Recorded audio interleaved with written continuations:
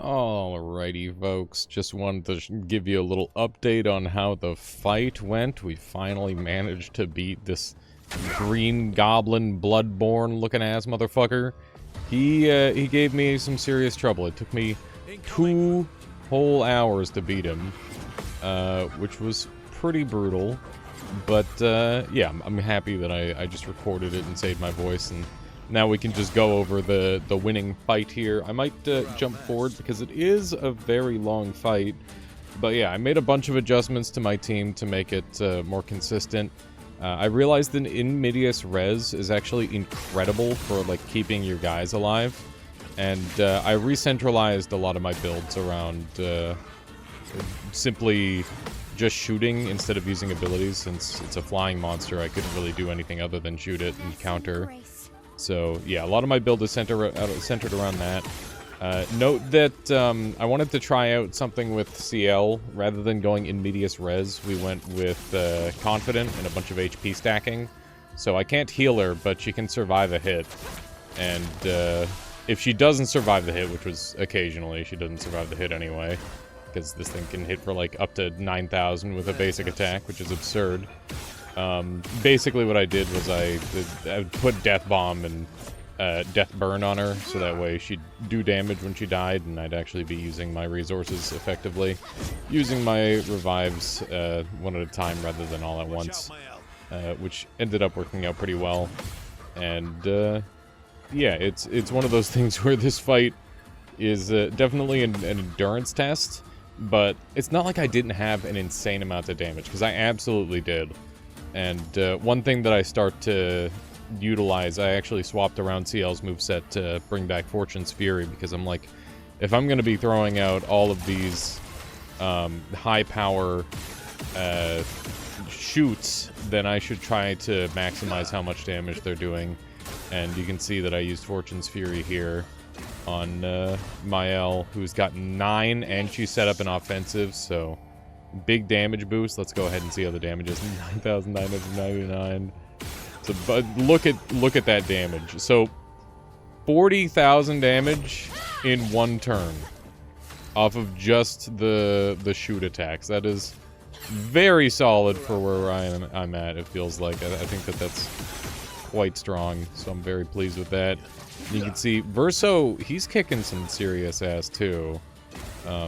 Yeah, that weapon, it does good damage. And, of course, because Verso's running in medias res now, so you can see I beefed 2 parries there. But CL lived the first hit, and she did 9,999 with Death Bomb, which is not bad. A little sucky that it takes so long. We've been hit with Exhaust here, which means that we're in a lot of trouble. This is like the big thing that makes or breaks this fight, is if you can survive any exhaust that hit you. Because you can't hit this boss if you don't have shoots. And yeah, we've only got the 1 character with shoots right now. If I were to redo this fight, I probably wouldn't have used Rush there. I probably would have saved CL's stuff. But the speed boost was really nice throughout the fight as well. CL basically played as a support through this whole fight, because I found she was doing just a little bit less damage than everyone else with her current loadout. But that said, this boss fight gave me a really cool new weapon in the form of CL's new level 22 weapon. It seems really jank, but I might be able to make it good. That's kind of what I'm hoping, is that I'll be able to make it work. It's the fact that it's just like super high level just automatically makes it way better than everything else that I've got. It's got like 1,300 damage, base damage, so it really goes to show that scaling isn't the only thing that you need. Levels are really important too, which is cool. And yeah, we're slowly running out this exhaust, and I see that I finally got rid of the exhaust on Verso, so I used that as an opportunity to give him some extra energy, and I missed another parry on CL. I was really beefing it on CL. I don't know if it was like the camera angle or something. Something was making the timing way harder on that corner for whatever reason. But yeah, it's fine. You gotta go down every once in a while. But yeah, being able to actually use energy tints and have those actually become useful is pretty nice. Probably a bit of a misplay there by me, not using more of my energy. You can see the CL would have gotten up to 9 off of those 3 parries easily, so... Or 4 parries, I guess. You can see we're just poking away. I'm always trying to make sure that I save, like, a little bit of AP, depending on what I'm doing. So, Verso, he regenerates AP like crazy, so he can spam pretty hard. Yeah, he's just set up to regenerate a lot more AP than everyone else. And, you know, here we've got Mael stepping in for Verso, trying to maintain that shield. Because if I can maintain the shield on at least one person, it's very likely that I'll survive, like, a bunch of sweeps. Because I've gotten pretty good at parrying it at this point, which is very nice. And, yeah, we got the double damage. We're in defensive this time, so not quite as good as offensive. But, still 43,000 damage, which is just absurd.